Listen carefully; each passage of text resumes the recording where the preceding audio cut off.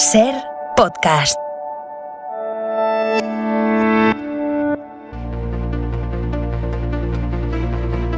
Ser Historia. Cadena Ser. Con Nacho Ares. Yo tengo unas 3.000 cartas que muchas de ellas me dicen, por favor, dígame dónde hay un curandero que me quite los dolores de riñones que tengo. Pero hay muchísimos también que han recorrido lugares que yo desconocía o que han recorrido los mismos que yo citaba, pero desde una perspectiva mucho más local, mucho más de ser una cosa suya, así como cuando yo la describía a lo mejor me refería más bien a algo que yo tenía poco que ver con ello, que había llegado allí, lo había visto, lo había analizado, me había marchado. Este no, lo tiene como cosa suya. En esas 3.000 y pico cartas que tengo, por supuesto, hay un montón de cosas que todavía no he utilizado, tal vez lo utilice algún día, que me descubren a mí mismo, me han descubierto cosas que yo desconocía totalmente o que he llegado a conocer después.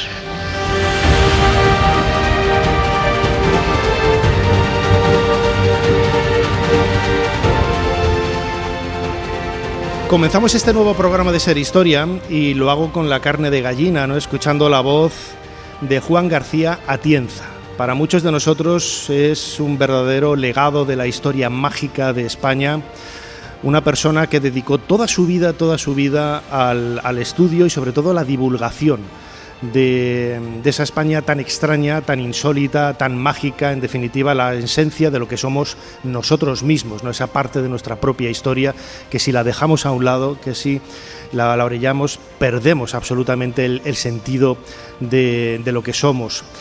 Este programa especial de Ser Historia que estamos haciendo desde el auditorio de Zaragoza, en ese marco del sexto Congreso Internacional de Ocultura, dirigido por nuestro buen amigo Javier Sierra, que estará con nosotros ahora también en el cronovisor, junto con Jesús Callejo, ha venido a celebrar precisamente un homenaje, yo creo que merecido, a la figura de Juan García Atienza.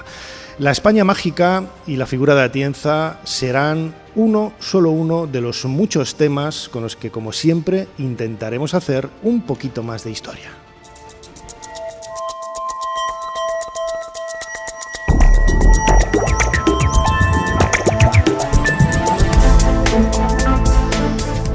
Bienvenidos a Ser Historia. Lo acabo de mencionar, estamos en Ocultura, este congreso internacional maravilloso que lleva ya 6 años celebrando Javier Sierra y que en esta ocasión, con la sede en Zaragoza, ha dedicado a la figura de Juan García Atienza, uno de los pioneros de la investigación y divulgación, compartir con el gran público esos misterios de la España mágica. Hablaremos también en este programa especial de Ser Historia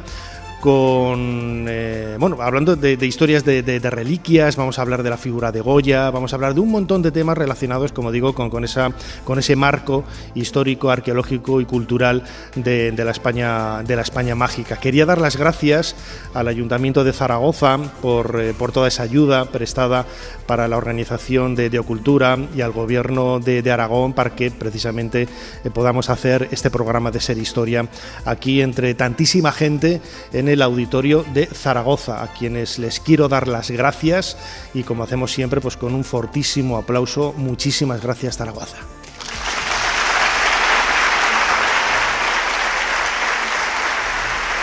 Sigue a Ser Historia en las redes sociales. Nos tienes en Twitter, Facebook, YouTube, Instagram y TikTok. @Ser Historia. Y también puedes suscribirte a nuestra newsletter mandándonos un correo a serhistoria@cadenaser.com.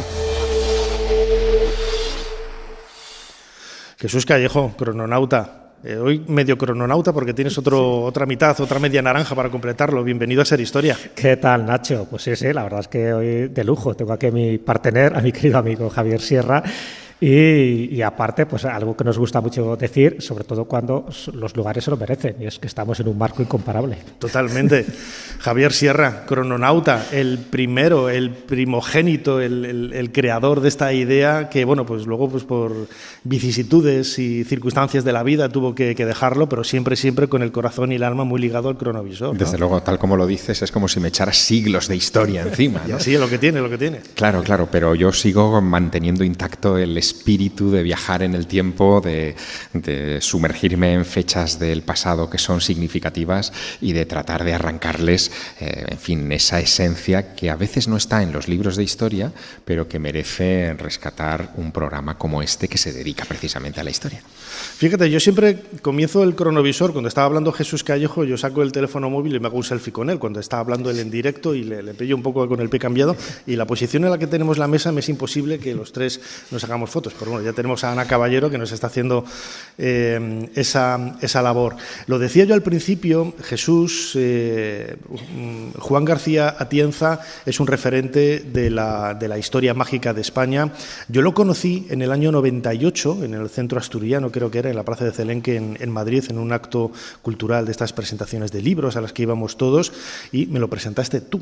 Jesús Callejo me presentó a Juan García Atienza, y lo recuerdo muy bien porque cuando le dices, Juan, mira, este es Nacho Ares, automáticamente Juan enarcó las cejas. Dice, ¿tú eres Nacho Ares? Y digo, sí, soy yo. Dice, ¿tú eres el que publicas todos los meses en todas las revistas e impides que otros modestos escritores como nosotros podamos ocupar esas páginas y tal? Y que lo decía, al instante sonrió, ¿no? Porque este era muy el carácter de Juan. Y siempre me acuerdo de Juan en ese tono, ¿no? Recuerdo que él presentaba un libro de una pequeña conferencia también y habló hizo un argumento, yo creo que muy propicio, ¿no? Porque siempre hablamos de estos temas, ¿no? Estos temas, hablando de las cosas del misterio, las cosas ahí liminares, etcétera. Y él defendía la idea de que había que dejar de hablar de estos temas, ¿no? Que ya son temas tan generalizados y tan aceptados y tan públicos que realmente la magia, el misterio, los enigmas, las leyendas son parte de nosotros mismos. No tienen por qué ser estos temas, ¿no? Sí, no, es verdad. Hay veces que se utilizan ciertos términos en un tono peyorativo. Es cuando muchas veces se habla de los temas del misterio, ¿no? Y hay gente que asocia los temas del misterio exclusivamente a temas ufológicos o a temas de fantasmas o a temas de parapsicología o de psicofonía, y el misterio es que es todo. Y Juan García Atienza lo entendía así. De hecho, solo tienes que ver su bibliografía para darte cuenta que tocó todo, ¿no? A trillos, a troyanos, a las ovejas merinas, a las ovejas churras y a todos los temas que él sabía que tenían un trasfondo y una pátina de misterio, porque en el fondo el misterio es la propia vida, es nuestra propia mente, es nuestra forma de interactuar con el mundo. Y es ese pensamiento mágico que a veces pues tenemos, eso que generalmente nos llaman heterodoxos, ¿no? ¿Y por qué nos llaman heterodoxos? Y él lo fue, sencillamente porque a veces tocamos estos temas, sea la brujería, sea la Inquisición, sea la Atlántida, sea los templarios o cualquier otro, siempre desde esa perspectiva más o menos objetiva, documentada, ¿no? Y crítica. Es decir, una de las cosas que hizo Atienza es que no tenía ningún tipo de confesión religiosa ni ideológica, es decir, bueno, que muchas veces es la forma tendenciosa de desprestigiar un tema, ¿no? Cuando lo tocas desde una perspectiva exclusivamente religiosa o exclusivamente política. Y él hizo eso, de forma objetiva, ir a las fuentes, detallar que todo, absolutamente todo, es misterio, que todo es atractivo y que todo es cultura, siempre y cuando se sepa divulgar. Y a fe que Juan García Atienza sabía divulgarlo muy bien. Y Javier, antes de comenzar este viaje en la máquina del tiempo, Juan lo defendía muy bien, ¿no? La historia es misterio y son enigmas. Y lo habéis planteado y proyectado muy bien en estas jornadas de ocultura, ¿no? Bueno, es algo que entraba dentro del espíritu de ocultura. Ocultura es un neologismo que significa la cultura de lo oculto y que lo que trata es de reivindicar que estos temas son parte de la cultura y que de hecho no se entenderían muchas de las cosas que nos suceden si no atendiéramos a los sistemas de creencias, a las historias de milagros, a los lugares considerados mágicos que se convirtieron en foco de peregrinación y modificaron el curso de muchos pueblos, a muchas guerras que se plantearon precisamente por poseer una reliquia, o incluso a historias como la de la corona de espinas que hoy se venera en la Catedral de Notre Dame de París y que casi arruinó a Francia cuando pagó una millonada en la Edad Media por conseguirla, ¿no? Bueno, pues este tipo de historias Juan García Atienza las defendía muy bien y desde que se estrenó en las lides literarias con dos obras muy rompedoras, que fueron la primera y la segunda guía de la España mágica, yo creo que ahí en fin, nos enamoraron de su manera de contar el pasado y de hacernos ver que ese pasado está muy vivo en el presente. Muy bien, pues como siempre tenemos aquí delante de nosotros todos los aparatajes para esa máquina del tiempo. Jesús Callejo, que tienes ahí las teclas y los mandos a mano. ¿Cuál es la fecha que nos propones en esta ocasión? La fecha es el 7 de marzo de 1239.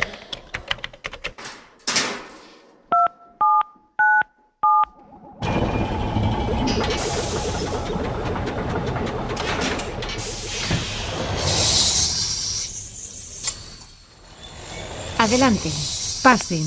Javier Sierra y Jesús Callejo les están esperando junto al cronovisor.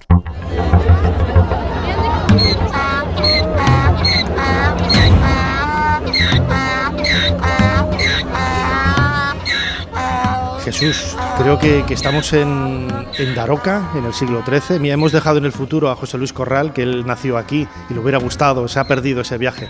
Tendría que haber llegado antes. Y estamos asistiendo a una procesión donde hay un burro. Cuéntame toda esta historia que estamos viendo. Donde casi había un burro, porque en fin, el burro está muerto. Pero es cierto, vamos a ponernos un poco en contexto.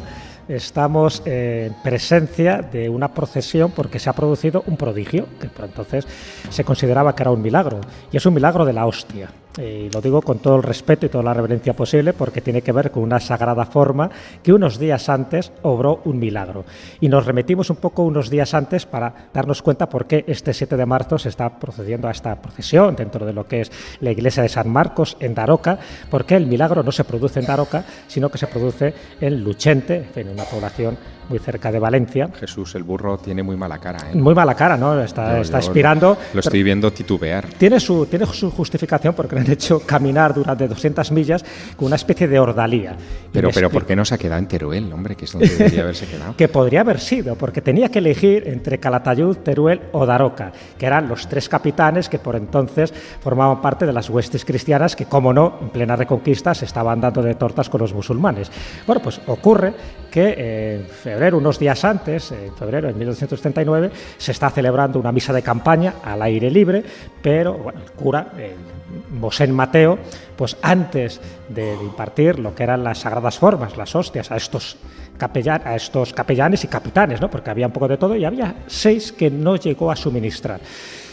Se produce una racia musulmana, es decir, el asedio era casi inminente. ¿Y qué es lo que hace el sacerdote? Pues las guarda todas en un corporal, ¿no? Y bueno, pues para mejor ocasión y sobre todo para que no fueran profanadas.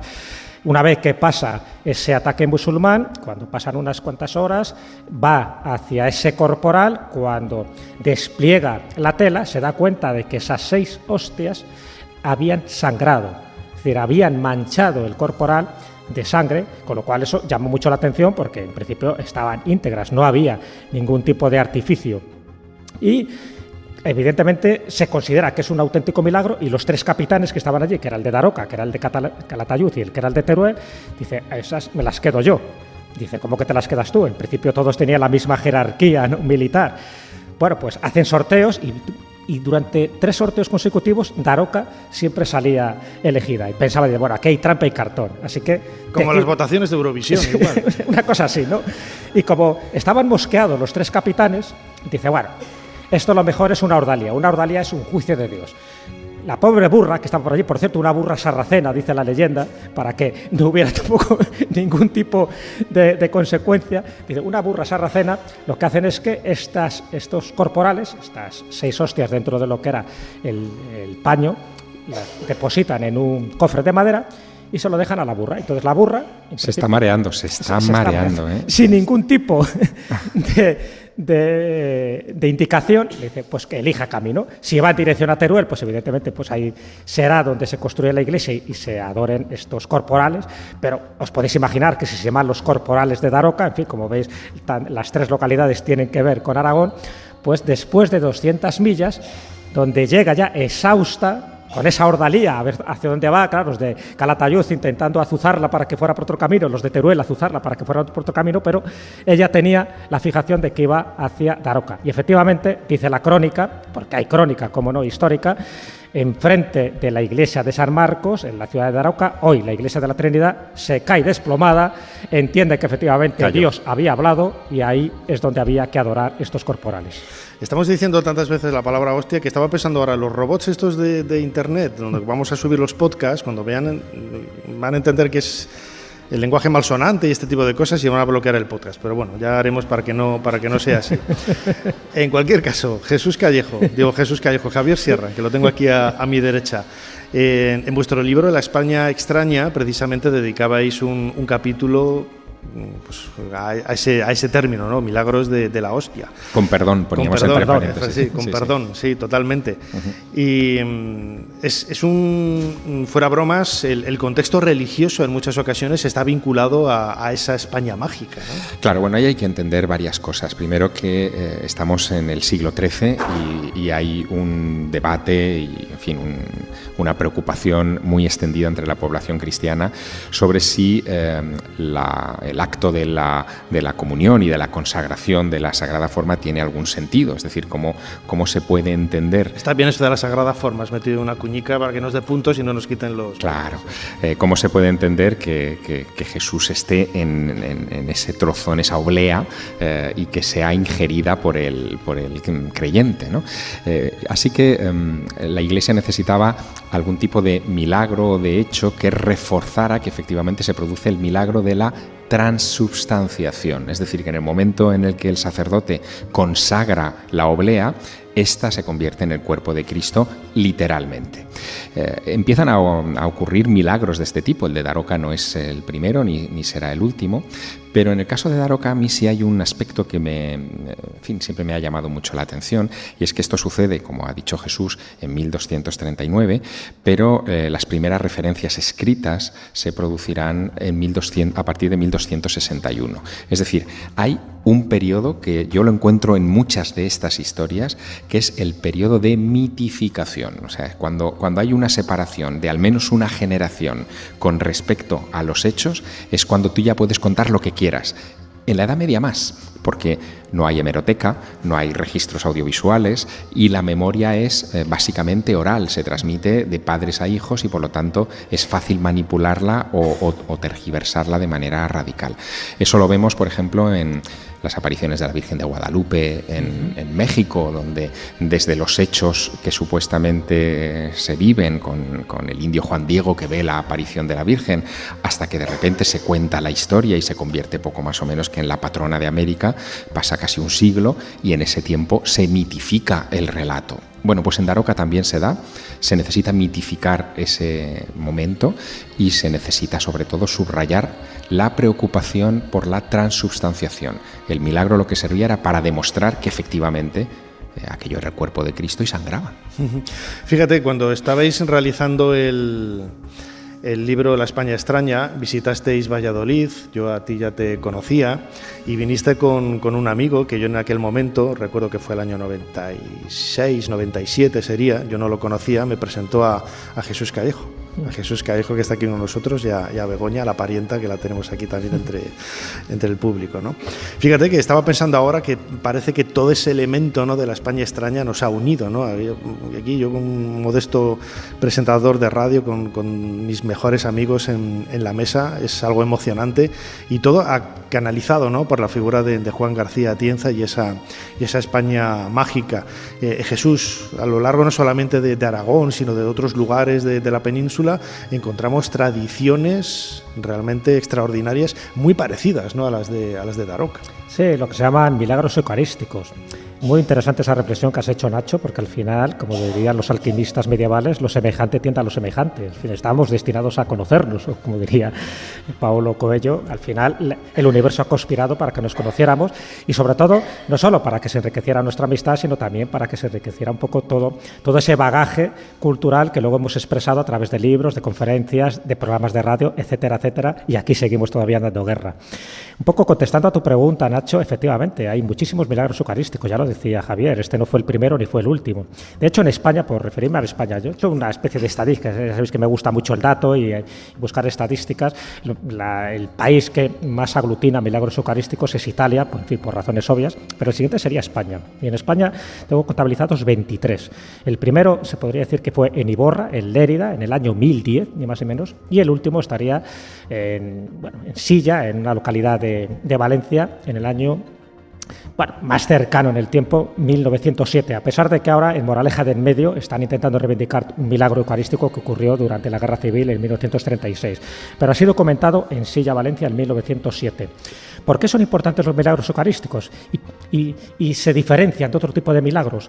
Porque el de Daroca y unos que hubo posteriormente, en concreto el de Bolsena, que fue en 1263, sirvieron para que se instituyera una fiesta que a día de hoy se sigue celebrando y que en muchos lugares es fiesta de interés nacional y en otros fiesta de interés internacional, que es el Corpus Christi. El Corpus Christi es el cuerpo de Cristo, es la exaltación de la Eucaristía, es la exaltación del Santísimo Sacramento, como así se decía.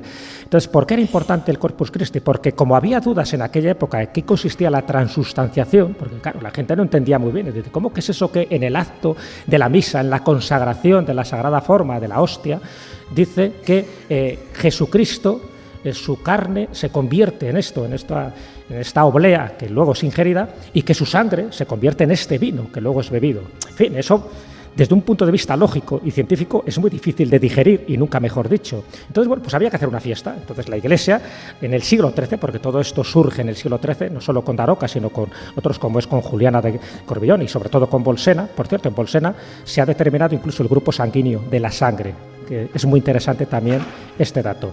Pero en el siglo XIII es cuando se instituye, además por Urbano IV, la fiesta del Corpus Christi. ¿Pero qué ocurre? Es una fiesta impuesta por la Iglesia, es una fiesta que no entienden los fieles, porque claro, esto de la exaltación de la Eucaristía, del Corpus Christi, no lo entienden. Y ahí es cuando surge, no tanto en el siglo XIII, sino un poco más tarde, cuando ve que la gente no acude a misa, porque además es uno de los jueves, ya, de los jueves más gloriosos, dentro de las fiestas móviles. Sabéis que en España tenemos fiestas fijas, como San Juan, por ejemplo, y fiestas móviles, como puede ser, evidentemente, la Semana Santa y como puede ser el Corpus Christi. Como la gente no entendía muy bien y no querían ir a misa, es cuando se crean las procesiones de gigantes, de cabezudos, de demonios, es decir, de danzantes, de música, de tamborines, que luego al final es prohibido porque se desmadra todo, ¿no?, como suele ocurrir, ¿no?, en aquellas épocas. Pero cuando muchas de esas tradiciones surgen, tienen una raíz folclórica, endográfica y una tradición, surge precisamente con estos milagros eucarísticos. En el corte que hemos escuchado al principio del programa, que creo que no lo he comentado, que pertenecía al programa El Faro de Alejandría, de Canal Nou, de Fernando Sánchez Dragó, Juan García Atienza hablaba de esa interactuación, ¿no?, que tenía el autor, el investigador, con los lectores, con los seguidores, y que en muchas ocasiones les contaban historias, les contaban tradiciones, leyendas, momentos, ¿no?, un poco de esas investigaciones quizás más locales que quizás no habían trascendido, ¿no? Imagino, Javier, que a vosotros os pasaría lo mismo con la España extraña, no solamente... Bueno, es que siempre lo importante que es estar en el sitio, ¿no? O sea, está muy bien leer, está muy bien documentarse, pero estar en el sitio y ver las cosas por ti mismo te empapa de esa magia, ¿no?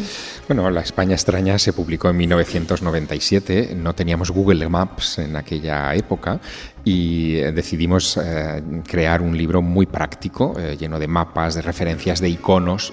Fue García Atienza el que inventó los iconos correspondientes a distintos misterios para situarlos sobre los mapas de carretera, ¿no?, y que la gente supiera de camino a su destino qué misterios había en la ruta. Nosotros adaptamos aquello.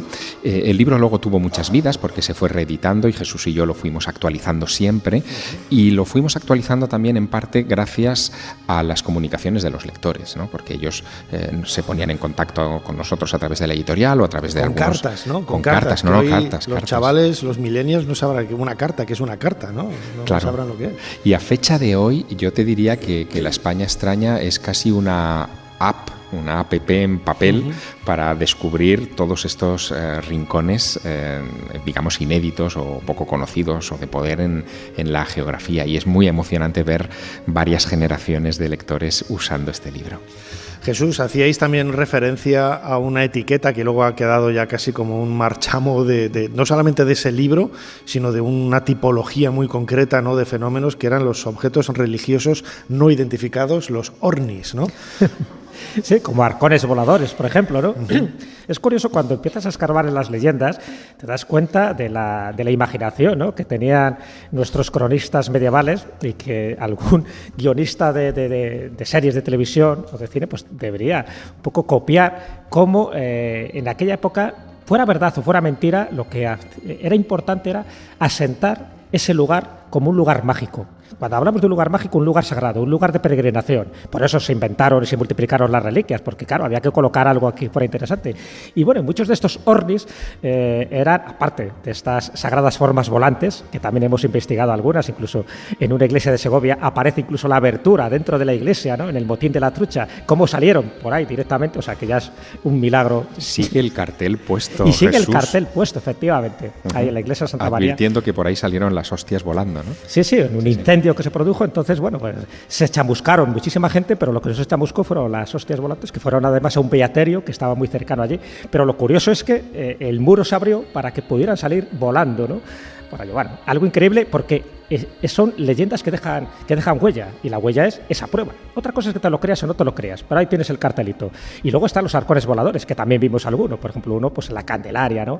En Tenerife, en las Islas Canarias, ¿no? De arcones de cautivo, que se decía que, en fin, que estaba presos en Berbería en general, que era la zona norte de África, y muchos de los presos que eran cristianos pues rezaban a su santo, a la Virgen, para ser liberados, y se producía el milagro en fechas concretas, como la fecha de San Juan, tanto el cristiano como incluso el moro, porque también aparecían en una iglesia cristiana. Y entonces el arcón, junto con las cadenas, porque también el arcón iba revestido de unas cadenas y de un candado, incluso a veces con un gallo para que cantara si hubiera algún tipo de anomalía, pues todo aparece y desaparece, una especie de teletransportación, un poco como Santa Tramunda, que es una santa popular, no ha sido elevada a los altares, pero bueno, está en el monasterio de Pollo en Pontevedra. Es muy curiosa la historia suya, porque es la reina casi de la saudade o de la morriña, porque ella aspiraba, ¿no? Estaba prisionera en una prisión de Córdoba, aspiraba a estar en su convento de monjitas, y se produce el milagro. Bueno, pues la estatua, la historia, en este caso no arcón, pero la palma con la que le sirvió un poco de teletransportación, allí se mantiene. Entonces, todo este tipo de historias, ¿qué es lo que nos está indicando? Evidentemente que se están vulnerando las leyes del espacio-tiempo. Lo mismo pasa con las historias de bilocación o con las historias de levitación. Pues con este tipo de historias lo que nos está indicando es que algo se produjo y luego, por la imaginación popular, otro de los nombres que también popularizamos, nunca mejor dicho, en el libro de la España extraña, son luces populares, es decir, este tipo de luminarias ufológicas, pero que marcan un culto, marcan un rito, marcan una devoción, incluso a veces marcan una fiesta. Bueno, pues eso, cuando tiene incidencia en el pueblo, y eso se permanece con el tiempo y se retroalimenta con las oraciones, con las devociones y con las ofrendas, eso está indicando de que forma parte de nuestra España mágica, de nuestros lugares de poder. Qué importante, Javier, ya para ir acabando, el hecho de que, lo decía yo al principio, no podemos separar, no podemos dejar de lado estas tradiciones para comprender la historia en su conjunto, porque muchas veces los acontecimientos históricos van de la mano, ¿no?, de estas leyendas, de estas tradiciones. Algunos las tildan de forma tendenciosa, ¿no?, yo creo que muy ignorantemente, de supersticiones. Es cierto que son creencias, ¿no?, en muchos casos, pero marcan la identidad de una cultura, de una historia, de un estado, de un lugar, ¿no? Mira, una de las cosas que creo que han marcado este encuentro de Ocultura en Zaragoza es la presentación de un decálogo en el que 56 autores de libros sobre la España mágica nos hemos puesto de acuerdo para subrayar los elementos, los puntos, los ítems en los que reconocemos un lugar de poder o un lugar mágico.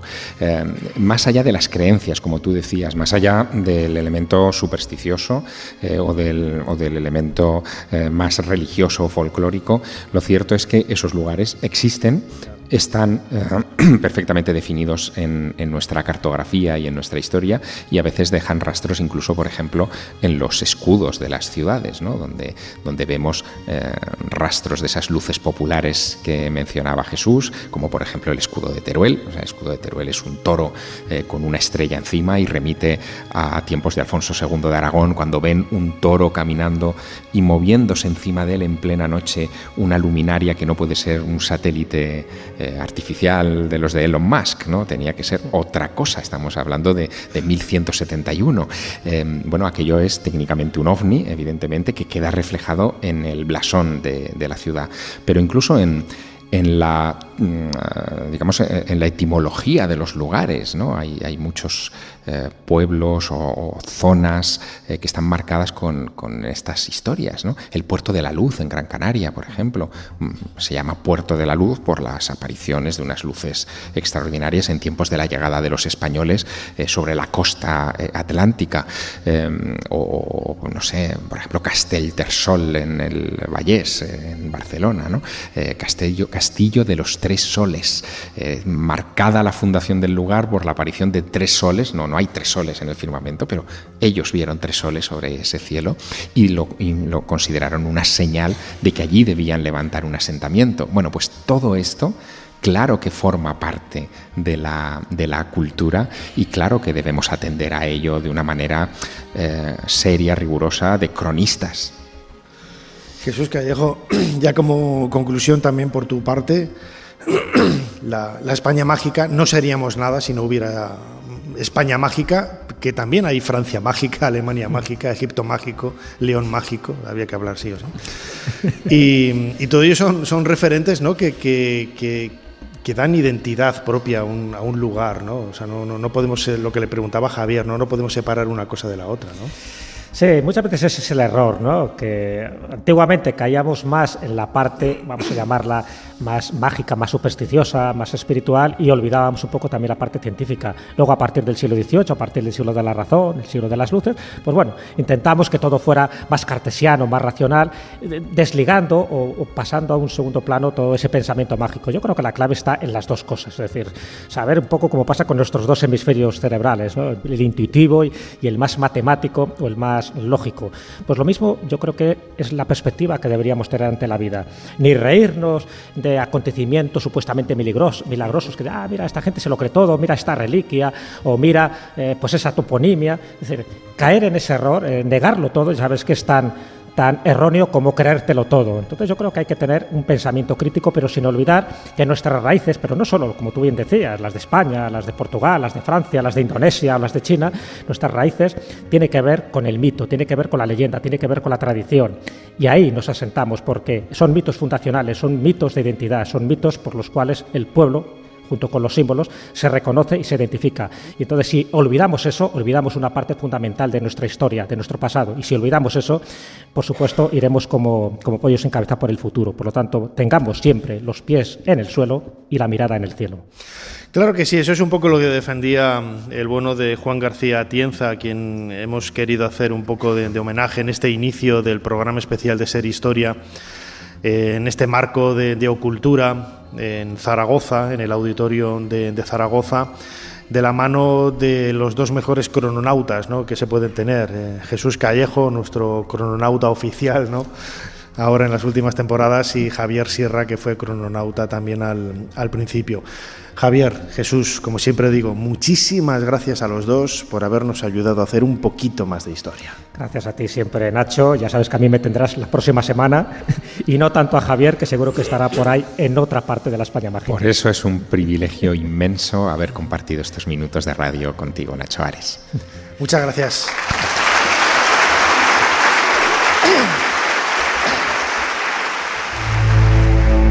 Me han llegado rumores en el harén de que Ramsés está intentando apartarte de la sucesión al trono y colocar en tu lugar a tu hermanastro.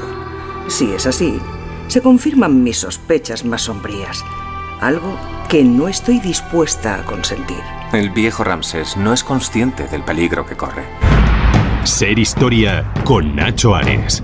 Todo lo que quisiste saber de la historia, la madrugada del sábado al domingo en la cadena SER.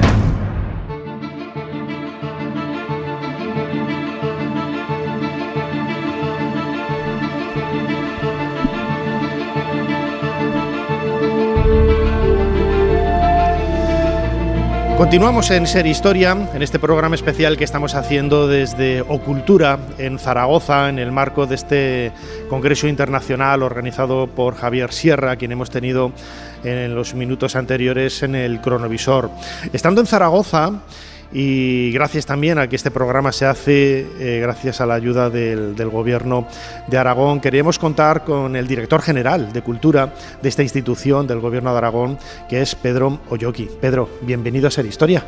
muchísimas gracias por vuestra invitación y en nombre de todos los aragoneses y aragonesas daros las gracias por asomaros a nuestra tierra, que sin duda es un lugar mágico en todos los sentidos. Desde luego, tú vienes del mundo de la cultura, eres un político, no voy a decir que fuera del uso, pero por lo menos yo me consta, lo sé porque te conozco, que dominas y controlas el ámbito en el que te mueves, el mundo de la cultura y el arte. Y te lo decía antes, ¿no? Antes, cuando nos hemos conocido fuera de micrófono, y la primera pregunta que te voy a hacer es ¿cómo ven las instituciones toda esta historia del mundo mágico, legendario? Porque yo sé que algunos compañeros tuyos lo ven pues con cierto aburrimiento, con cierto desdén, y en cambio otros, ¿no? Por ejemplo, los que apostáis con proyectos como el que vais a hacer de Goya, etcétera, tendéis, ¿no? a pensar que realmente hay elementos mágicos que son muy propios, ¿no? Bueno, Aragón es un territorio legendario, es un territorio lleno de épica, una épica que silenciosamente muchas veces no la abandonamos nunca a los aragoneses. La Plaza del Pilar es un lugar que desde hace cientos de generaciones, miles de años, ha sido un lugar telúrico, señalado por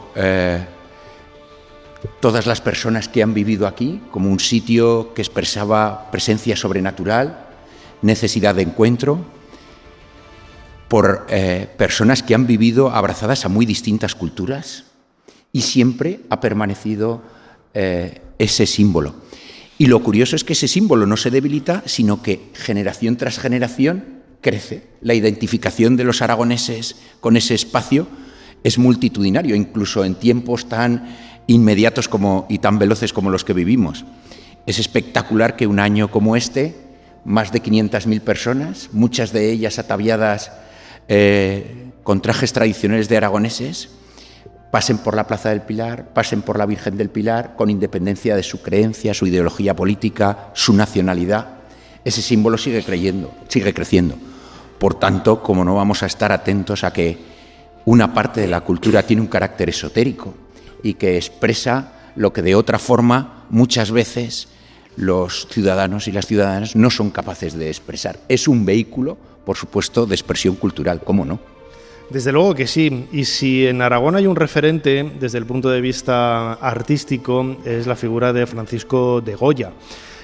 Goya ha marcado también, no solamente por esos grandes retratos que tiene de la época, de finales del 18, comienzos del 19 sobre todo, los retratos de la Casa de Alba o de grandes personajes de la historia de España del momento, pero también como buen aragonés, ¿no? Tenía ese matiz mágico que le hizo pues sumergirse, ¿no? En mundos de brujas, de tradiciones, de magia, de leyendas. Absolutamente.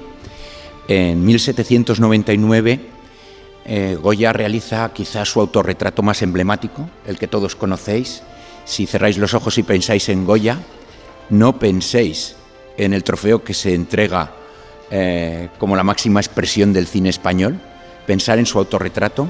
Es un autorretrato que él realiza mirándose a un espejo frente a un lienzo gigantesco con un sombrero de copa rodeado de velas.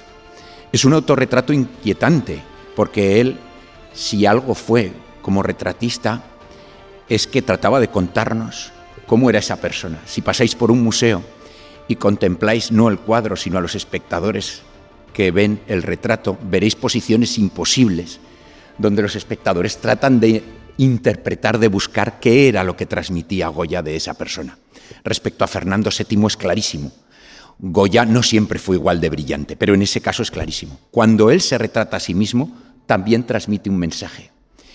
Y el mensaje de ese autorretrato, de cómo él se comprendía en relación con la magia, hay que entenderlo con otra obra del mismo año, también de 1799, El sueño de la razón.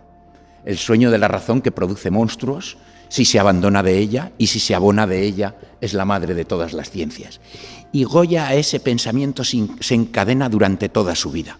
Él es un ilustrado, un hombre que cree que hay una posibilidad de que el mundo mejore. Él trata de impulsar ese pensamiento continuamente, pero cambia constantemente de opinión respecto de cómo eso se puede conseguir. Y a veces, Goya, que sobre todo era un relator, como buen aragonés era un hombre de pocas palabras. Aquí hablar de más está penalizado. Los aragoneses somos así. Como oradores somos discretos. Goya le acompañó toda su vida un pequeño cuaderno que se descubre en 1993, el famoso cuaderno italiano. Es un cuaderno donde él aboceta algunas de los elementos que van a estar presentes en sus obras más significativas. Y hay muy pocas palabras en este cuaderno, es un cuaderno desorganizado, también hay cuentas, hay páginas vacías, pero lo conservó toda su vida. De las pocas palabras que se contienen es la que dice Zaragoza, corazón, Zaragoza.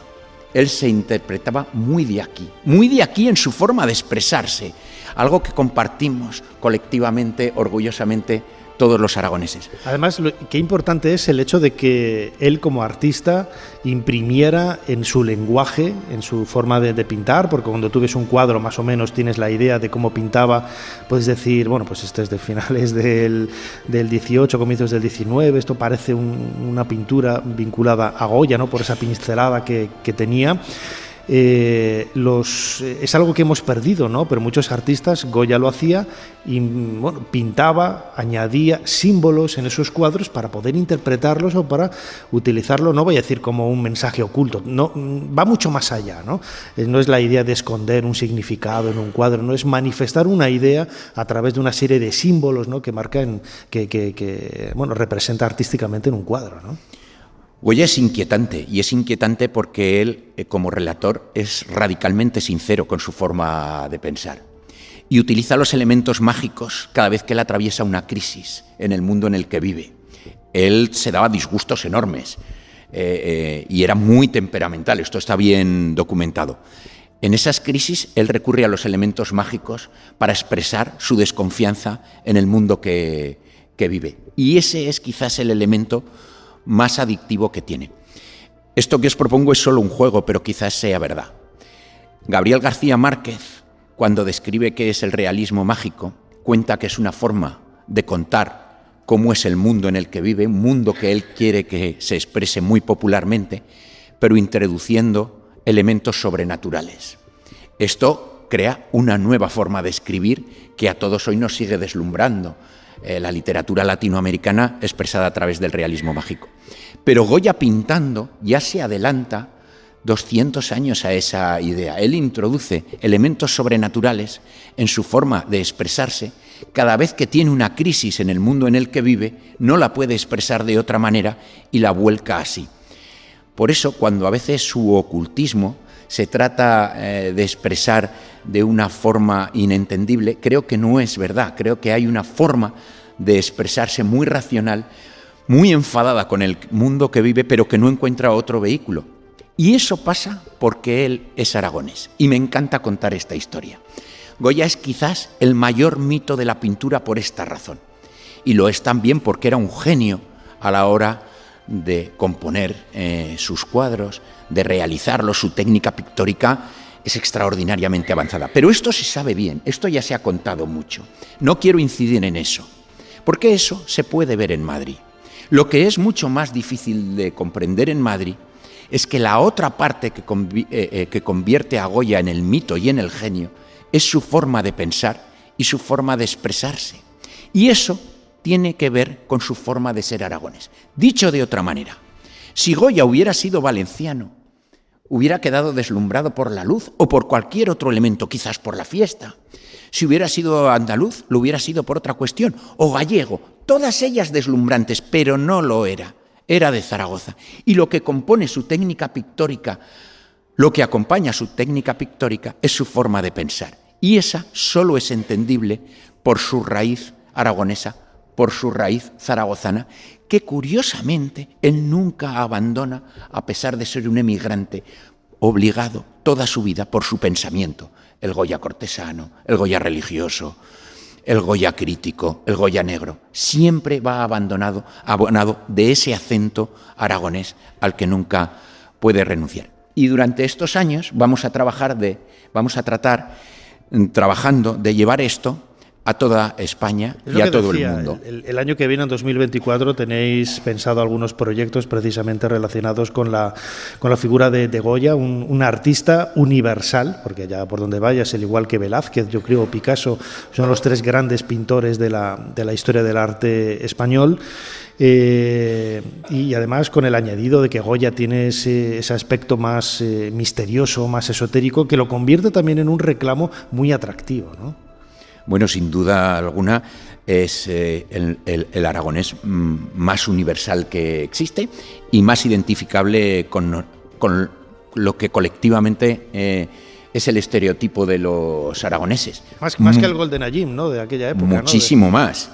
Y, por cierto, muy alojado del estereotipo negativo del paletismo, del elogio del paletismo que muchas veces se asocia con los aragoneses y que de fondo tiene nada que ver con nosotros. El año que viene será el 250 aniversario de las pinturas de la Cartuja de Aula Dei. Es un Goya que ya ha vuelto de Italia, es un Goya ya muy formado, es un artista que empieza a ser muy reconocido en su época, que a pesar de las traumáticas relaciones que él tiene toda su vida con su familia política, él con sus cuñados, los mejores pintores de la época, tuvo una relación difícil, pero también constructiva. Por eso él pinta en una cartuja. Uno de sus cuñados era cartujo, probablemente esto con la orden de los cartujos mantuvo viva la relación siempre, y él pinta los frescos de la Cartuja. No dejéis de ir a visitarlos. Casi hemos empezado a olvidarlos los aragoneses porque es un poco difícil el acceso. Cuesta un poco llegar, no podemos olvidarlos porque es la obra mural de Goya más grande y más importante. Ya empieza todo esto, sus símbolos, incluso en esa pintura religiosa, ya empiezan a apuntarse como él marca elementos simbólicos que no están relacionados con la parte principal del cuadro, el protagonismo de las mujeres, que son muy, muy importantes en la vida de Goya y en su obra, que empiezan a marcarse.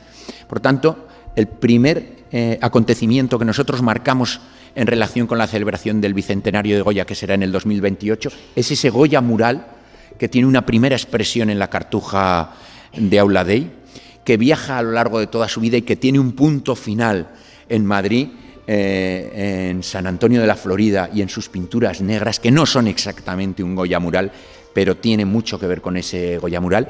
Y hay un viaje que vamos a tratar de recorrer al año que viene en Aragón, y que se inicia aquí, ese Goya muralista muy reconocible desde su identidad aragonesa.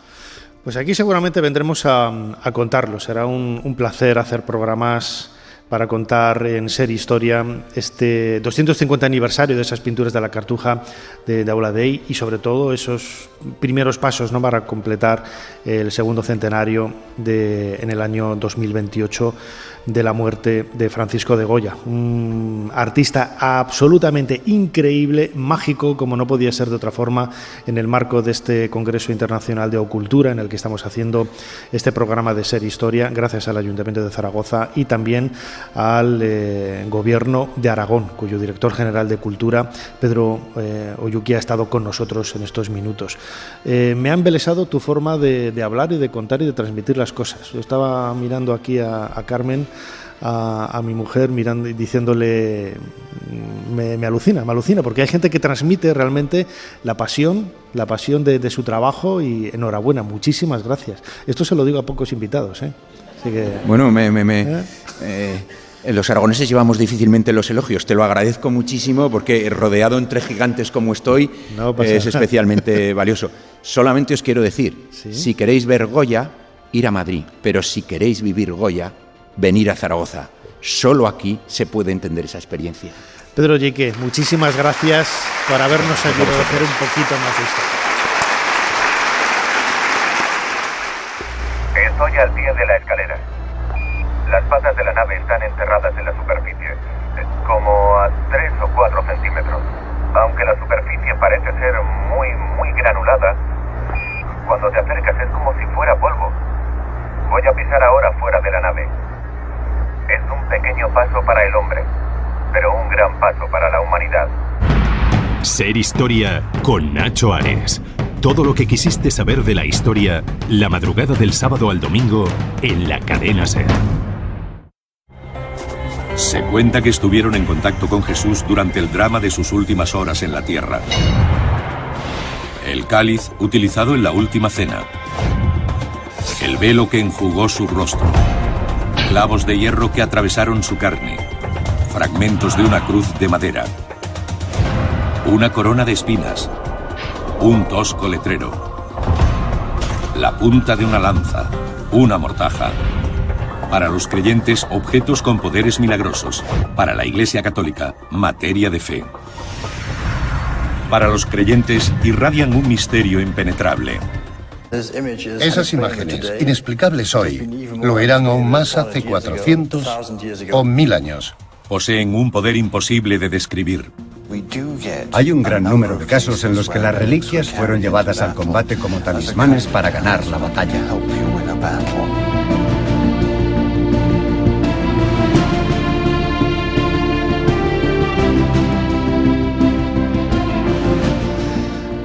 Comenzamos este nuevo bloque de Ser Historia en este programa especial que estamos haciendo en Zaragoza en el marco de Ocultura, las sextas jornadas, el sexto Congreso Internacional de Ocultura, dirigido por mi buen amigo Javier Sierra, que nos ha recibido aquí con los brazos abiertos. El tema de este año era la España mágica, ¿no? Y yo creo que en un tema tan atractivo no podíamos faltar. Hemos estado hablando de muchos aspectos de esa España mágica, de la figura de Goya, y uno de los invitados muy especiales, porque también es buen amigo y nos conocimos en un viaje a Egipto hace casi 2 décadas, anda que no ha pasado el tiempo.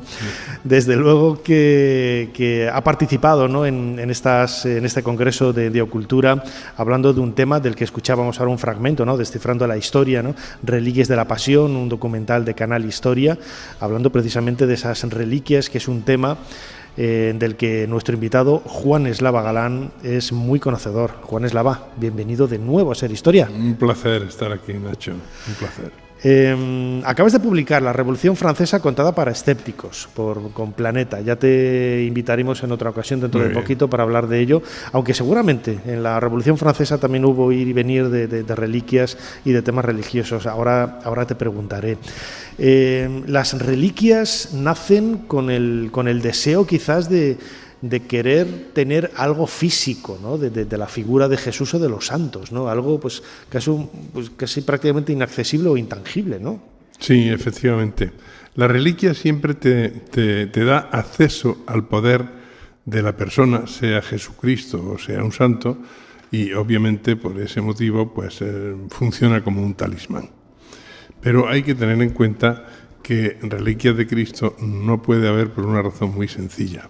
Los primeros siglos del cristianismo, el cristianismo tardó en apartarse del judaísmo. Realmente esto va a parecer una herejía, pero Cristo nunca fue cristiano. Fue judío. Cristo se consideraba judío. Claro, luego Pablo es el que amplía un poco el horizonte y ya hace que esa doctrina de Cristo sea ampliable al resto de la humanidad. Entonces, los judíos le tienen auténtico horror a lo que ha tenido contacto con la muerte. Por lo tanto, ellos no apreciaban las reliquias. Sin embargo, en el mundo griego sí se apreciaban las reliquias. De hecho, en las ciudades-estado griegas siempre se ponían bajo la advocación de un héroe fundacional y siempre se suponía que tenían allí la tumba o tenían el escudo de Hércules o tenían no sé, la maza de Hércules o el escudo de un héroe, del héroe fundacional de la ciudad. Cuando el cristianismo se hace más amplio, entonces empieza a tomar contacto con reliquias, pero claro, obviamente después de unos siglos, reliquias de Cristo no se pueden buscar, ¿no? Así que se inventan. Y entonces, pues, ya sabes, Santa Elena fue a Jerusalén, hizo excavaciones. Mucho tiempo después, casi 4 siglos. Sí, madre del emperador, es decir, nadie le tosía, el obispo a su servicio, y rápidamente aparecieron todas las reliquias de la cristiandad, y además se fundó entonces lo que ahora existe, evidentemente, el Santo Sepulcro, que es una especie de Disneylandia donde se contiene toda la pasión de Cristo, se contiene el sepulcro, el lugar donde se crucificó, todo. Tú publicaste hace tiempo el fraude de la Sábana Santa y las reliquias de Cristo, un libro extraordinario donde, bueno, a mí me abrió los ojos, ¿vale? Ya no es que no fuera un creído o descreído, ¿no?, de la Sábana Santa, ¿no?, pero sí que es cierto que apuntabas una serie de detalles, no solamente de la Sábana Santa, sino de otros aspectos relacionados con la historia de las reliquias de Cristo, pues con ese humor tan brillante que te caracteriza, ¿no?, y que a mí me pareció un libro divertidísimo y sobre todo con el que se aprendía un montón de cosas, ¿no? Y muchas de esas reliquias, además, hablando de esa España mágica, contamos con ellas en España, ¿no? Sí, efectivamente. Bueno, tenemos, por ejemplo, del velo de la Verónica, se supone que hubo 3 copias, por eso es la patrona de la fotocopiadora y de la reprografía, la Verónica, y 3 copias, una en Alicante, otra en Jaén y luego la de Roma, que es la Fetén. Así que tenemos muchísimas, tenemos una pluma del Arcángel, tenemos suspiros de María, tenemos absolutamente en el Escorial hay Felipe II era un coleccionista compulsivo y entonces pues allí reunió quizás 7.000 reliquias, cada una con su relicario, que ahí está lo curioso. Es toda una página de la historia del arte, son los relicarios, que son auténticas obras de arte de orfebre. Lo comentabas ahora, ¿no? Hay muchas reliquias, podríamos decir, la Sábana Santa, ¿no? Tiene su misterio, tiene su aquel, cómo se hizo, etcétera, etcétera, etcétera. Yo creo que es una obra medieval, aunque no deja de plantear problemas, ¿no?, cómo se pudo haber hecho. Pero esa, por ejemplo, es más tangible o más creíble, entre comillas, ¿no? Pero hay otras que son absolutamente grotescas, ¿no? Como lo decías ahora, pues plumas de arcángeles y de ángeles, el prepucio de Jesús. Hay algunas 14, que son... 14 prepucios. Bueno, el padre que es Dios, obviamente, dotó generosamente a su hijo. 14 prepucios. Y muchas de ellas, insisto, son muy grotescas y a uno le cuesta pensar, ¿no?, cómo nadie en la Edad Media o tiempo después no se ha hecho preguntas, ¿no?, sobre ello y hay gente que sigue creyendo y sigue marchando, que la fe es muy respetuosa. Y yo, mira, antes decías, por ejemplo, lo de Jerusalén. Yo he estado varias veces en Jerusalén y es cierto que ese Disneylandia que tú dices, el recorrido que se hace de la Vía Dolorosa, etcétera, hasta el supuesto Calvario, el Santo Sepulcro, etcétera, etcétera, etcétera, nada nos hace pensar que realmente sucedió algo allí, ¿no? Pero el hecho de que durante casi 1500 o 2000 años haya habido gente que lo haya creído y siga acudiendo con esa fe, lo convierte en lugares mágicos, ¿no? Sí. En lugares muy poderosos. Completamente de acuerdo. Uno siente cierta congoja cuando está en estos lugares porque la concentración de fe es tal que tú lo presientes por una cuestión de fortaleza espiritual.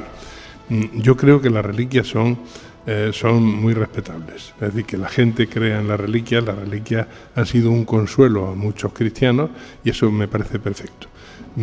Contra lo que yo estoy es contra que te obligan a creer en ellas. Es decir, por ejemplo, si uno cree que la Sábana Santa envolvió el cadáver de Cristo y eso te sirve para sublimarte espiritualmente, me parece estupendo, ¿no? Lo que no me parece tan estupendo es que se inventen una historia y que nos quieran hacer creer que aquello estuvo en contacto con el sudario de Cristo, o es el sudario de Cristo, ¿no?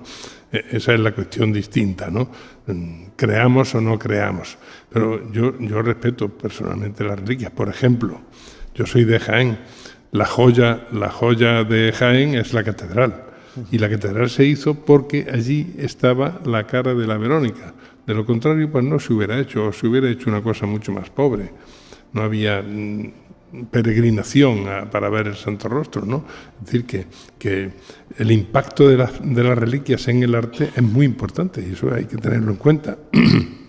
Y además como objetos de poder, lo decías antes, pero han provocado incluso guerras, ¿no? Y desencuentros entre ciudades, entre familias, entre absolutamente todo por el poder, ¿no?, que evoca cada una de estas reliquias, que quien se cree que el poseedor de ellas pues tiene una serie de de poderes y de energías muy vitales. Acceso al poder que te da la reliquia. Esto es no es solo una idea cristiana, es también una idea pagana.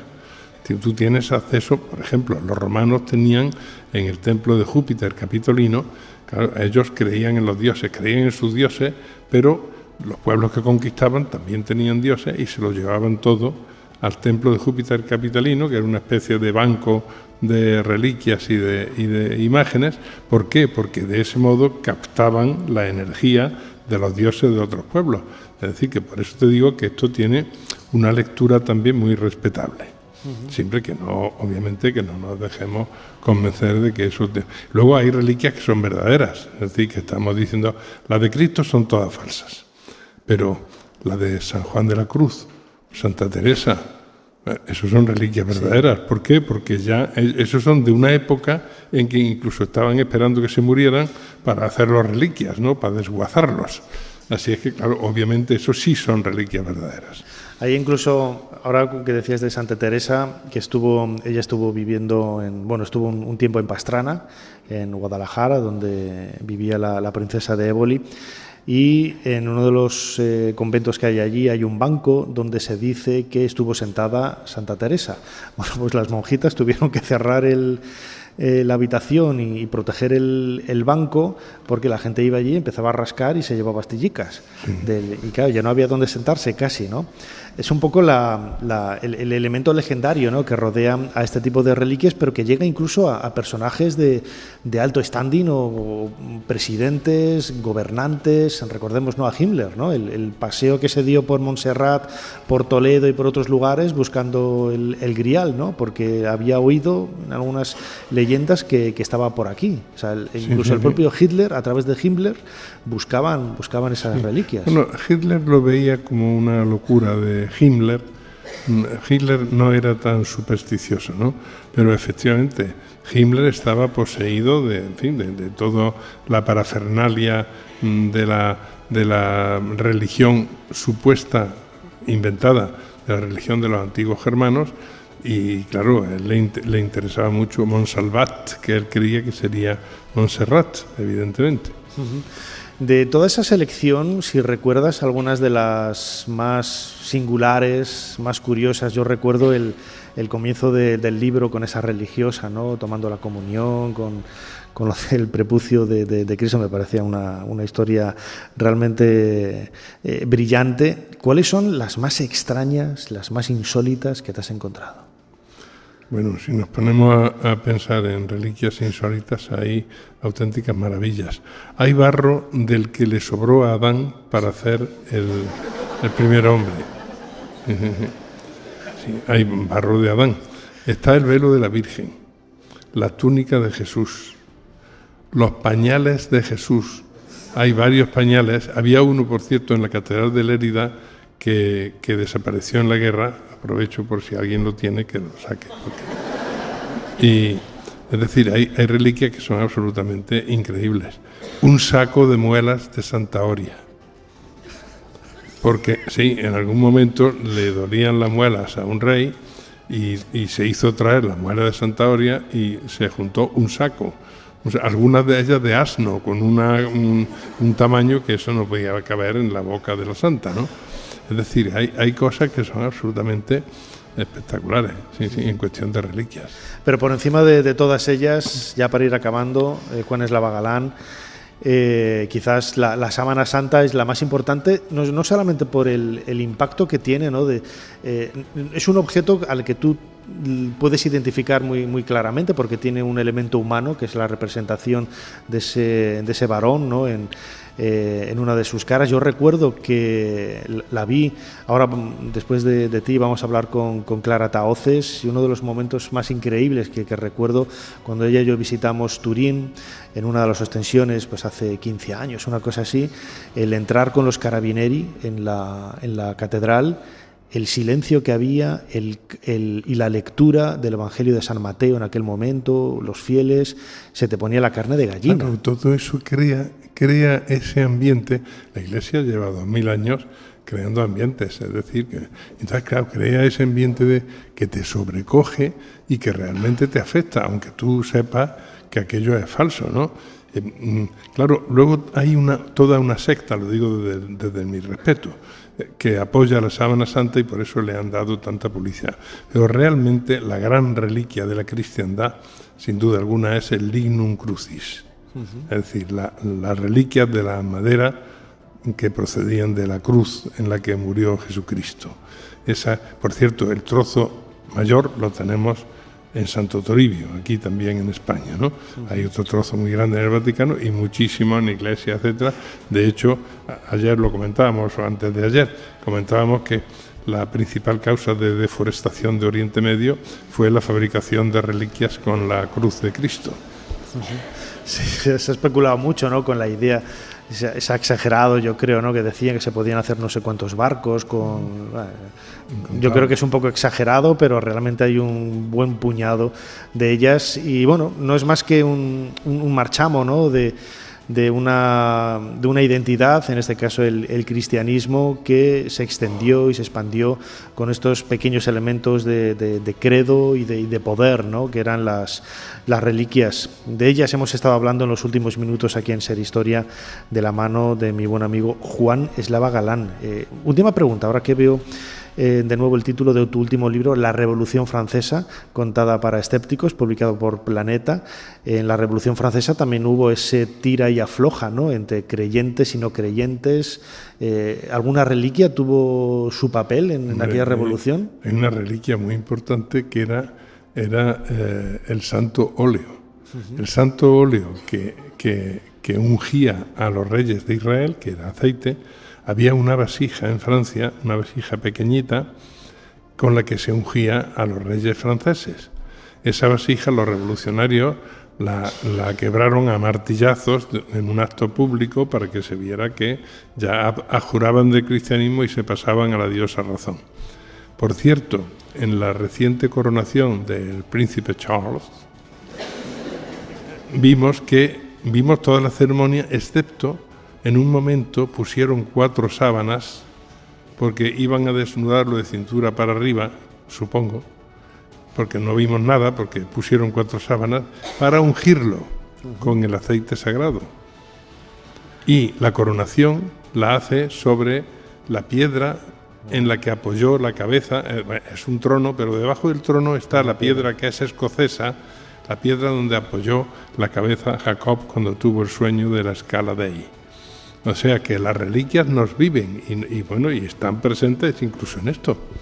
Son fantásticas, no hay que renegar de ellas, hay que renegar, pero no hay que renegar, ya me entendéis. Es un poco lo que hemos estado intentando explicaros en este último bloque de Ser Historia, aquí junto a nuestro buen amigo Juan Eslava Galán. Juan, como siempre, muchísimas gracias una vez más por habernos ayudado a hacer un poquito. Un placer, un placer.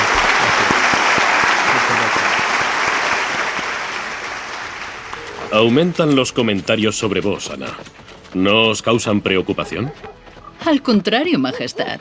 No me siento en absoluto incordiada. Me agradan, aunque sean mentira. ¿Acaso os preocupan esas voces del populacho? Por la parte que a mí concierne, ciertamente no. Si no hablaran de mis amoríos con vos, lo harían de la esposa de cualquier otro secretario. Prefiero que hablen de mí. Así no se olvidan de quién soy. Ana de Mendoza, princesa de Éboli.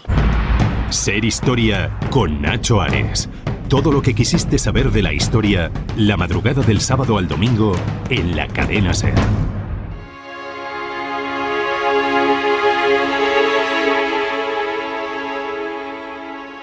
¿Qué es la magia? La magia no es más que el conjunto de creencias y de prácticas que responden a la convicción que el ser humano tiene de que es capaz de controlar los procesos naturales, ya sea modificándolos, ya sea completándolos, a través de cierto tipo de técnicas o de conocimientos. Eso significa una cosa, que no tiene por qué ser forzosamente que la magia haya sido algo que esté antes de la religión, de la ciencia o del pensamiento racional.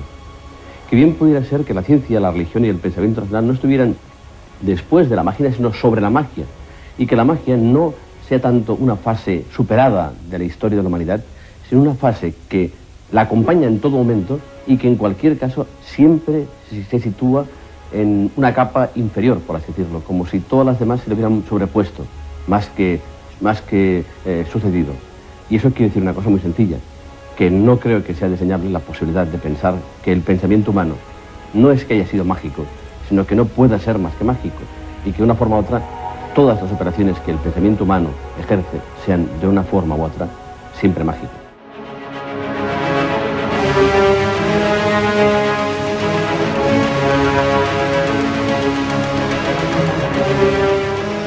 Escuchábamos al catedrático de Antropología Manuel Delgado Ruiz de la Cátedra, no deja de ser catedral también, de la Cátedra de la Universidad de Barcelona, en un fragmento de España Mágica y Misteriosa, una serie de televisión del año 1991 de televisión española dirigida por Sebastián Darbó. Hablaba precisamente de cómo se puede explicar, ¿no?, desde el punto de vista antropológico ese concepto de magia, lo que significa y lo importante que es, ¿no?, en nuestra vida cotidiana, en nuestra historia.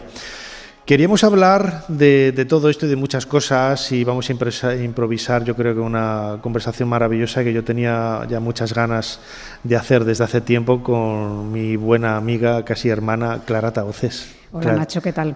Clarita, yo siempre la llamo Clarita, sí. Clarita es el apodo que le tengo. Clara, comentaba antes con Juan Eslava, ¿no? ¿Tú te acuerdas cuando entramos ahí en el Duomo, en Turín? Esto fue hace como 15 años o así, sí, ¿no? Una barbaridad ya. Qué mayores somos, Dios. Nos cogimos la mochila. La aventura empezó ya con el vuelo, que decían que había overbooking, ¿te acuerdas? Y estábamos los dos fuera y al final pudimos entrar. Bueno, pues todo quizás por la Sábana Santa. Y yo recuerdo, tengo esa imagen, ¿no?, de los carabinieri que nos abren la puerta porque teníamos un pase especial de prensa para entrar y el ambiente, el sosiego, la calma, la quietud, la lectura. Yo entraba con la grabadora, por eso lo recuerdo muy bien, ¿no?, y lo tengo todo registrado. A mí se me pusieron los pelos de punta y estar ya a 2 metros de la Sábana Santa. Sí, además un recogimiento, efectivamente un silencio sepulcral, solamente interrumpido por los rezos de la gente, ¿no? Y fue un momento único. La verdad es que yo lo recuerdo también con mucho cariño en ese día. Fue la primera y última vez que yo he tenido ocasión de visitar la Sábana Santa. Hay que ir a verla, Cada vez que yo recuerdo que estábamos en la redacción, tú estabas en Más Allá, yo estaba en Revista de Arqueología, las mesas las teníamos delante y nos echamos una mirada cuando vimos la noticia de la ostensión, ¿verdad? Digo, ¿nos vamos? Y pues nos vamos. La ostentación, que dirían algunos. La ostentación, sí, que dirían algunos, sí. Pues nada, nos cogimos un apartamentito ahí en un sitio innombrable y bastante peligroso, pero no sabíamos a dónde íbamos. Éramos 2 mozalbetes.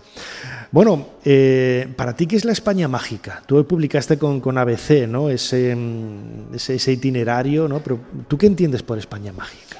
Bueno, pues yo entiendo una serie de conjunto de lugares, emplazamientos que pueden ser desde montañas, cuevas, edificios, parques, jardines, incluso lugares como lagos, etcétera, que tienen un componente que no tiene por qué tener todas estas características, pero sí que suele reunir alguna de ellas, que suelen ser lugares donde existe una leyenda o un mito que nos hace referencia a algo sobrenatural o que por lo menos escapa a las leyes de la lógica y que da origen a cierto culto o cierta... la gente piensa que hay unas energías de algún tipo telúrico y que puede hacer que entres en un estado alterado de consciencia, ¿no?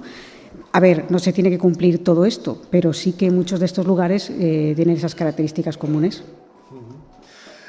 Tú en tu última novela, El Jardín de las Brujas, publicado por Ediciones B, ¿cuántas ediciones llevas ya? Pues 6. 6 ediciones, merecidas ediciones, además donde salgo yo de alguna forma también, como un personaje secundario.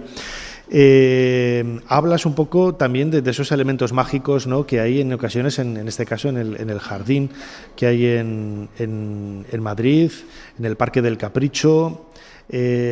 Todos esos lugares mágicos en ocasiones son per se, porque ahí vienen de una antigüedad, y en otras ocasiones los construimos nosotros, ¿no? Uh-huh. Sí, es verdad que en este lugar hay una cosa que no sabemos muy bien, si se elige ese lugar precisamente porque tiene algún componente mágico y luego se desarrolla ahí una serie de simbología creada artificialmente, o efectivamente hay sitios que se le da un carácter artificial. puramente y duro y se crea ese lugar mágico, ¿no? En el Jardín del Capricho existe esa duda, porque no se sabe muy bien por qué la duquesa elige justamente esa zona de Madrid. La duquesa de Osuna, ¿no? Sí, la 9ª duquesa de Osuna. ¿Parienta tuya? Sí, parienta mía. Y es una zona de Madrid donde está muy cerca de Barajas, la Alameda de Osuna, que recibe el mismo nombre que la duquesa, y no era el lugar habitual de buscarse los sitios reales, por ejemplo, de palacetes de verano que se hacían las personas que seguían en la corte a los reyes. Se cree que lo elige o bien por el agua, porque hay una ría, una corriente de agua subterránea muy potente, o bien porque, por motivos sentimentales, cerca de ahí está el castillo que llaman Castillo de Barajas, que es un castillo donde uno de sus antepasados estuvo preso un tiempo, y de hecho hay piedras del castillo que están dentro del Jardín del Capricho, ¿no? Entonces no se sabe muy bien, pero efectivamente ella recrea ahí un mundo artificial repleto de simbolismo y que lo convierte en un emplazamiento único, yo diría que en España. Además es un lugar también desde el punto de vista estético muy llamativo, ¿no? El edificio que hay ahí de los duques de Osuna, que además ha servido de escenario, ¿no? Para películas. Yo recuerdo que estabas buscando una película de Paul Naschy, ¿no? de un Drácula, y que por casualidad estaba yo en Nueva York, como si fuera Nueva York todos los fines de semana, ¿no? La única vez que he ido a Nueva York. Y estaba en el centro de la ciudad, entré en una tienda y encuentro ahí la película, el DVD de Paul Naschy. Digo, ostras, esta creo que es la que estaba buscando Clara, sí, que no, sí. En aquella época no había quien encontrara nada, y la compré y te la traje. No, y además que era una película que, aunque era española, estaba en inglés, efectivamente, dentro de los idiomas para elegir, para reproducirla, no está el español, y es porque Paul Naschy tiene una comunidad fuera de España como muy fuerte de fans. Y algunas de sus películas, curiosamente, las encuentras fuera de España, pero en España no. Esta creo que era El verdadero amor del conde Drácula o algo así.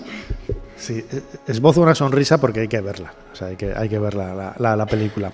También has publicado Guía del Madrid Mágico, que tiene varias ediciones y reediciones. Una vez más te adentras en ese aspecto más misterioso de la historia, porque en definitiva muchos de estos lugares son lugares históricos, no son lugares porque haya sucedido un crimen, que también, o haya aparecido un fantasma, que también. Ahora hablaremos de algunas cosas incluso que hemos hecho juntos en Cuarto Milenio, donde trabajas también como redactora y reportera, pero la magia en muchas ocasiones, por ejemplo en la ciudad de Madrid tan grande, la capital del reino, siempre está vinculada a lugares históricos y a lugares con una tradición que en ocasiones van hasta la prehistoria casi. Sí.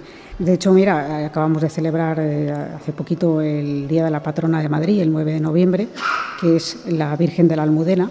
Y la historia de la Virgen de la Almudena, de la patrona de Madrid, es totalmente una historia mágica detrás, legendaria, y muy difícil de creer si nos atenemos a la historia pura y dura, ¿no?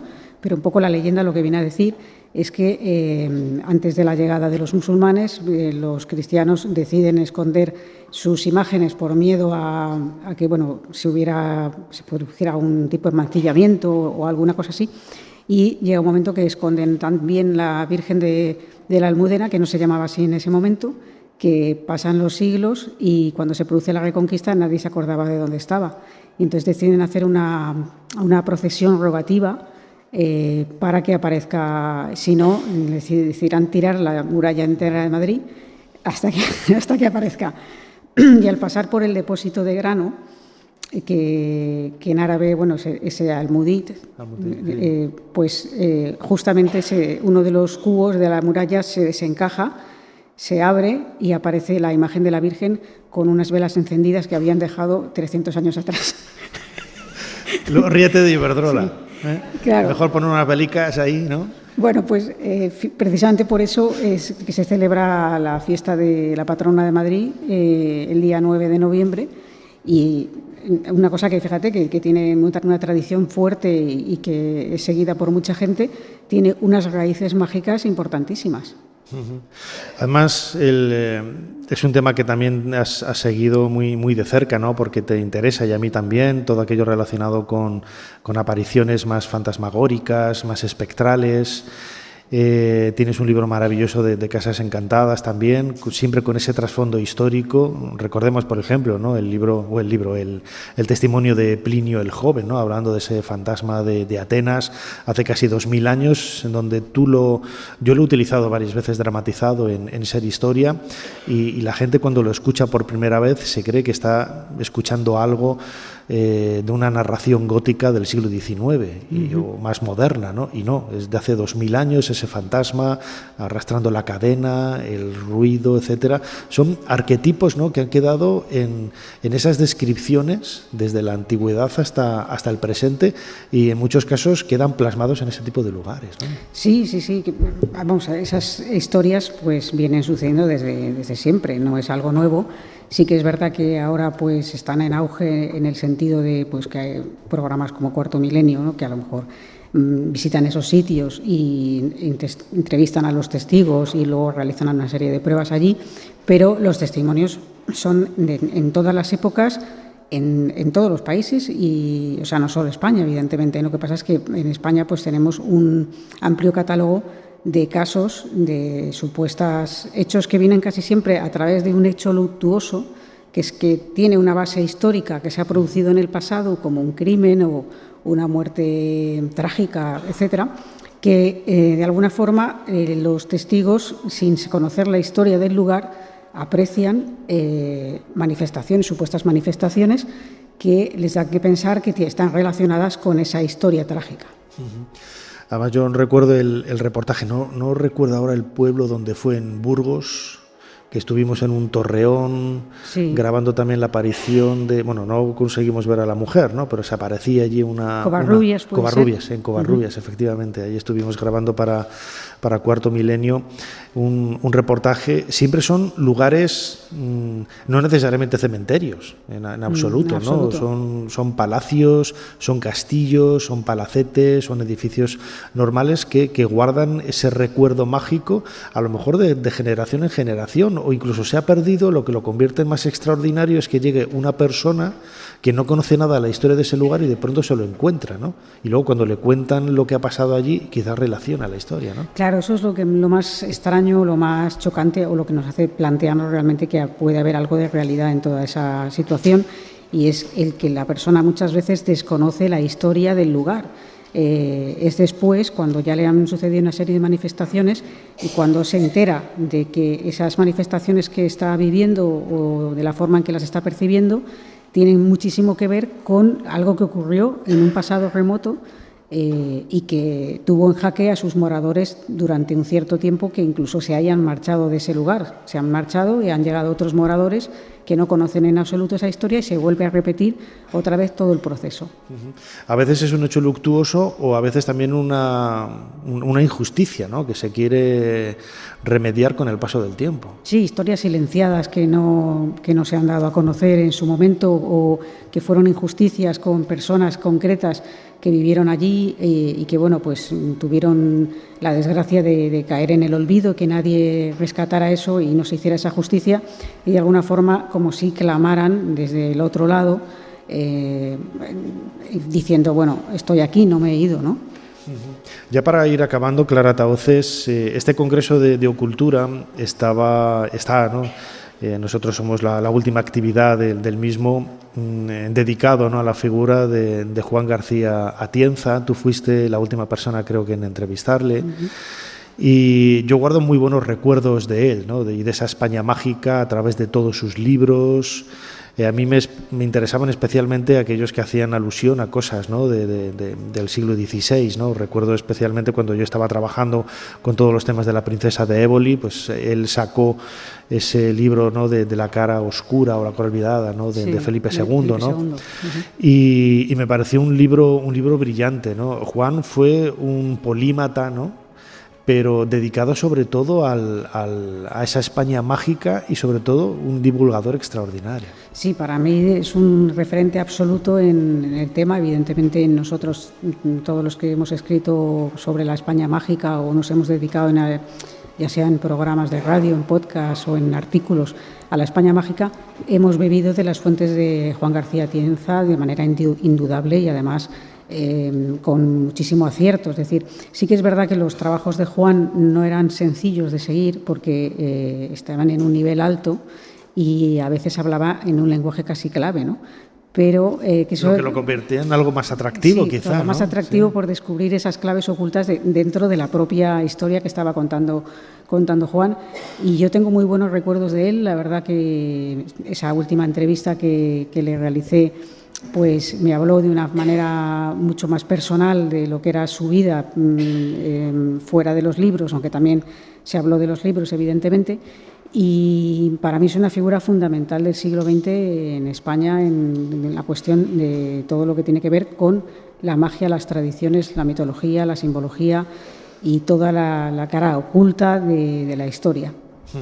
Estaba pensando ahora, antes comentaba cómo conocía a Juan, cómo conocía a Jesús. Yo recuerdo que a ti te conocí, pues salía yo de la Universidad de Valladolid, me llamaron, debía ser en el año 97, me llamaste al teléfono móvil, de esos móvil zapatófonos que se llevaban en aquella época.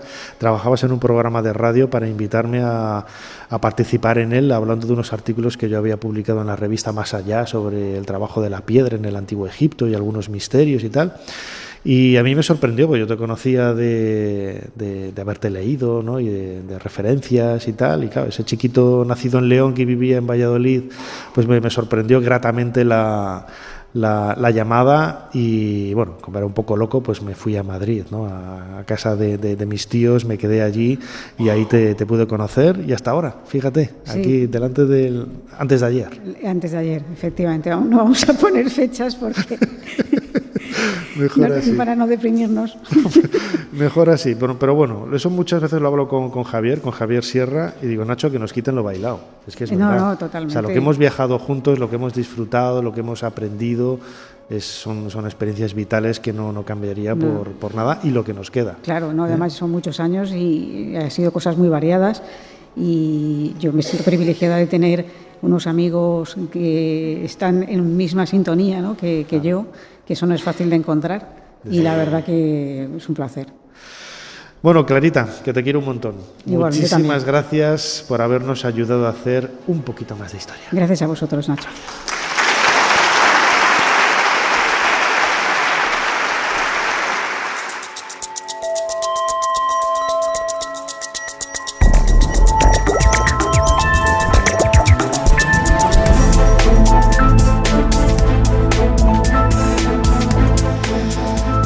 Hasta aquí, llegamos al final de este nuevo programa de Ser Historia que hemos hecho en el Auditorio de Zaragoza, en el marco de este sexto Congreso Internacional de Ocultura, dirigido por Javier Sierra, un congreso que no hubiera sido posible sin la ayuda del Ayuntamiento de Zaragoza y el Gobierno de Aragón. Quería dar también las gracias a todos los compañeros de Radio Zaragoza que han hecho posible este programa, a Lorenzo Gómez, a Cristina Puello, al técnico Luis Castillón, a todos ellos un aplauso muy fuerte, por favor, que están por aquí.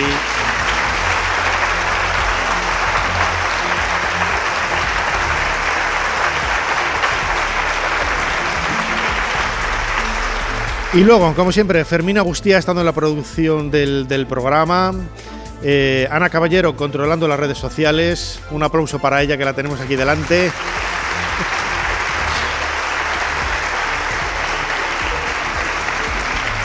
Y delante del micrófono, vuestro humilde servidor Nacho Ares. Muchísimas gracias Ocultura, muchísimas gracias Zaragoza. Nos seguimos escuchando la semana que viene. Hasta pronto.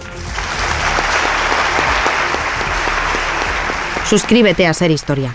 Todos los episodios y contenidos adicionales en la app de Cadena Ser y en nuestros canales de Apple Podcast, Spotify, iVoox, Google Podcast y YouTube. Escúchanos en directo en la Ser los domingos a la 1:30 de la madrugada. Cadena Ser. La radio.